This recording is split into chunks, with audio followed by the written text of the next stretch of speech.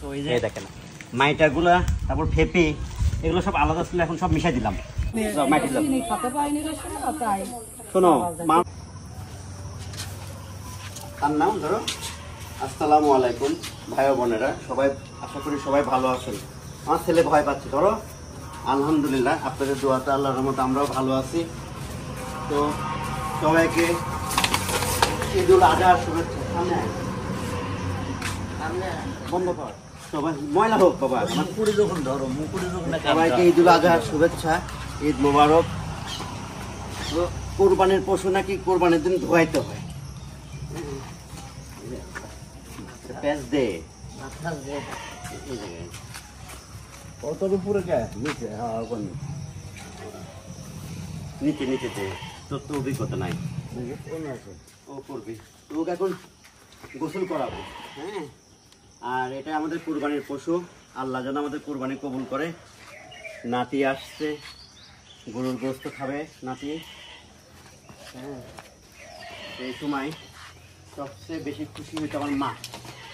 দেখছেন কি চেতা, আমার মা সবচেয়ে বেশি খুশি হইতো। মা থাকলে মানে সব দিক দিয়ে খুশি হইতো। শান্ত করি আমি, কিন্তু কোনোদিন গরুর একটা দড়িও ধরি নাই, কিন্তু আমি জানি যে কি কি করলে বা কি হলে সব শান্ত হয়। দেখছেন শান্ত হয়ে গেছে। ওকে, তাই আমাকে গোসল করানোর ব্যবস্থা করি। গোসল করো, গোসল না করলে পরিষ্কার হবা কিভাবে? গোসল করো।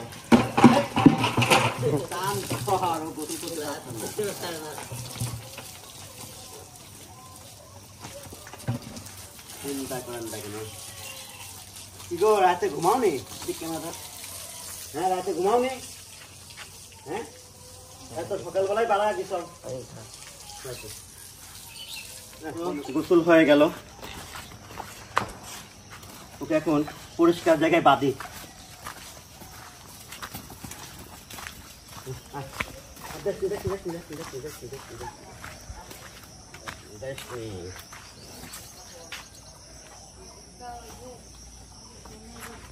তো একটা কাজ শেষ হলো।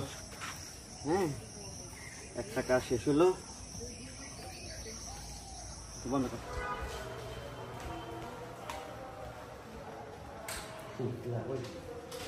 তো গরু ধোয়ানো শেষ, গোসল করবো, নামাজের আর 10 মিনিট সময় আছে। তো আমি চেয়েছিলাম আমি আর আমার ছেলে একই রকমের পাঞ্জাবি পরবো। তো ছেলের পাঞ্জাবি, এই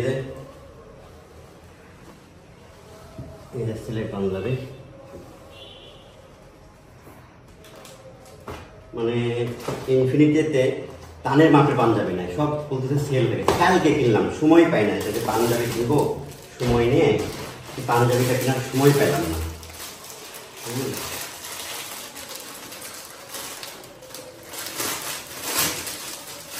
দেখলাম বাপ ছেলে একরকম পাঞ্জাবি করবো। আমার 40, ওর 38।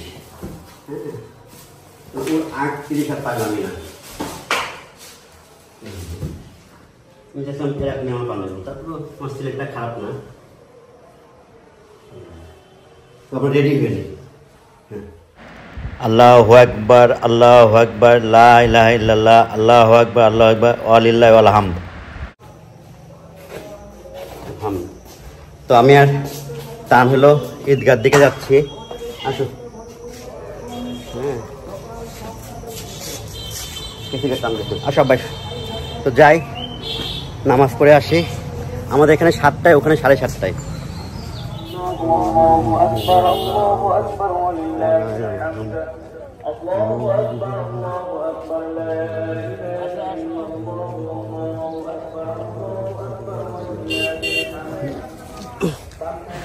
তো অনেক কাজ করতে করতে প্রায় সময় কাছাকাছি চলে আসছে নামাজের। আমি আর টান যে বসলাম, আর আমাদের এটা ছোট ঈদগাহ, বাড়ির পাশে সাজানো হয়েছে ঈদগাহটা। তো খুব সুন্দর করে সাজায় প্রতিবার। আর আমাদের নতুন নূপুর যেখানে মাকে কবর দেওয়া হয়েছে, ওখানে ঈদগাহটা বড়। নামাজ পড়ে আসলাম, শত আনন্দের মাঝেও একটা হলো না পাওয়ার বেদনা আছে। আবু এদের সাবধানে, সেটা হলো মা চলে গেছে।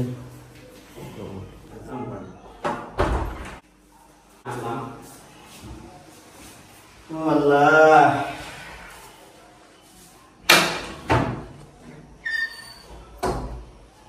আপনি আমার মাকে বৃহস্পতি করেন আল্লাহ। মা এখানে শুনত, নামাজ পড়ে এসে আগে মার সাথে দেখা করতাম। হ্যাঁ, কত আনন্দ, নাতি পেল, কুরবানি কিনলাম, সবই আছে, সব কিছু হচ্ছে, মা নাই। মা থাকলে অনেক অনেক খুশি হইতো। আর প্রতিবারই দেখেছে যে নামাজ পড়ে আসে আগে মাকে ঈদ মোবারক বলতাম, বাবাকে বলতাম। বাবা তো অনেক আগে চলে গেছে। তা আপনারা দোয়া করেন আমার মার জন্য, যেন আমার মাকে আল্লাহ তাআলা বেহেশত নসিব করে। আসলাম। হ্যাঁ, আমার বিবি কই? বিবি, বিবি ঈদ মুবারক। ঈদ মুবারক। এই যে আমার, আরে আল্লাহ, দেখছেন কত কত সুখী সে। তাকে উইশ করার জন্য তার হাজবেন্ড, তার সন্তানরা আছে, আর আমি কত নিরুপায়। আমাকে উইশ করার মতো মানে আমার মা নাই। আমার পোলা কামতাছে না, উইশ করতেছে, বুঝতেছি না। আচ্ছা ঠিক আছে বাবা, শোনা অনেক বড় হোক এবং ভালো মানুষ হোক। মানুষের মতো মানুষ হতে চাই না, ভালো মানুষ হোক। এই দোয়া করি তোমাকে ঈদের দিনে। ওকে। তো আপনাদের ভাবি আমাকে আগে বলছিল যে এটা ঈদের দিন বিছাবো। হ্যাঁ, তো সেই ঈদের দিন আজকে চলে আসছে, সেটা রেডি করি। তো আমি এই যে এখানে এখন নামাজ পড়ে আসলাম। আসার পরে আমাদের কোরবানির গরুটাকে কোরবানি দেওয়ার জন্য আল্লাহর নামে এটা বাধা হইতেছে। তো আসলে দেখেন আমার জীবনটা কীরকম বা মানুষের জীবনটা কীরকম। গত বছর এই কোরবানির সময় মা আমার সাথে ছিল, মানে আমার সংসারটা ছিল একদম পরিপূর্ণ। আর এই বছর মা নাই। তবে আমাদের পরিবারে বা আমাদের ইয়েতে আরেকটা নতুন অতিথি যোগ হয়েছে, সেটা হলো আমার মেয়ের ছেলে, আমার নাতি। তো আল্লাহ তাআলার কি নিয়ম, হ্যাঁ, যে তার কি সুন্দর ব্যালেন্স, এটা আর কেউ করতে পারে না পৃথিবীতে। তো একজন মারা গেল, একজন দুনিয়াতে আসলো। তা আল্লাহ তাআলা আমার মাকে যেন বেশ নসিব করে। আর আমি হুজুরকে বলে দিয়েছি যে কুরবানি দিবেন আল্লাহর নামে, অন্য কোনো নাম না। তা আমাদের হুজুর জবাই করে দিয়ে যাওয়ার পরে আমরা এটা এখন সুলা হয়ে গেছে, এখন কাটবো। সেজন্য ওখান থেকে রান টানগুলো কেটে কেটে নিয়ে আসতেছি। তা আল্লাহ তাআলা যেন আমাদের কুরবানি কবুল করে। আর আপনারা পৃথিবীর যে যেখানে আছেন, বাংলাদেশের যে যেখানে আছেন, সবাইকে আমাদের পরিবারের পক্ষ থেকে ঈদের শুভেচ্ছা, ঈদ মুবারক। ছোটর সাথে কথা বলছো? তুমি ছোটর সাথে কথা বলছো?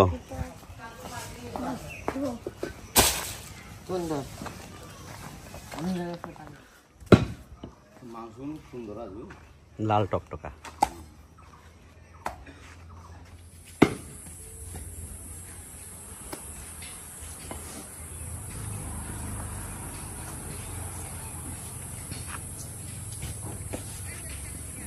আমাদের গরু কাটা শেষ।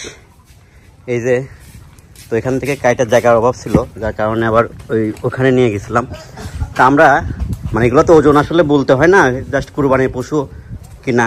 তারপরে একটা অনুমান করা হয়েছিল 90 কেজি, সেখানে 92 কেজি হয়েছে। হ্যাঁ, তো এই যে এখান থেকে এখন নিয়ে যায় 3 ভাগ করে। আল্লাহ তাআলা যেন কবুল করে কুরবানিটা, এটাই আল্লাহ তাআলার কাছে চাওয়া।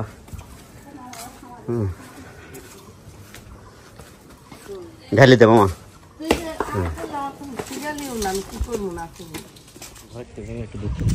বেশি দূর নেই। তো এই যে মাইটাগুলা, তারপর ফেপি, এগুলো সব আলাদা ছিল, এখন সব মিশাই দিলাম। হ্যাঁ, মিশাই দিয়ে এখন 3 ভাগ করবো।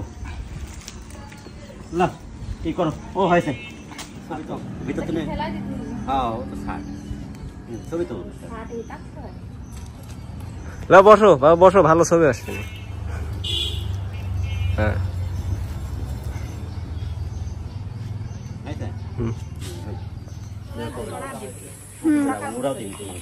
তো এই যে প্যাকেট করতেছি, 12টা হয়ে গেছে।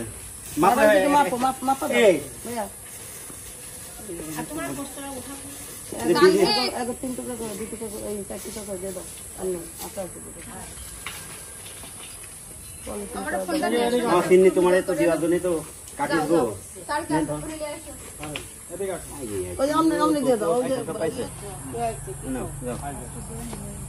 আর একটু কি আর মানুষ আসবে না?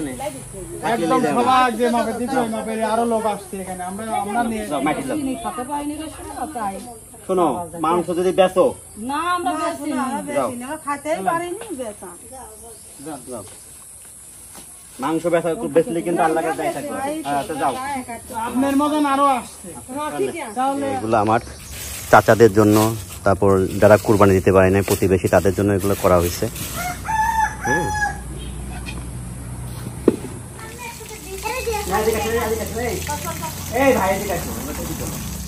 আজকে দুজন মিলে গাড়ি পরিষ্কার করতেছি।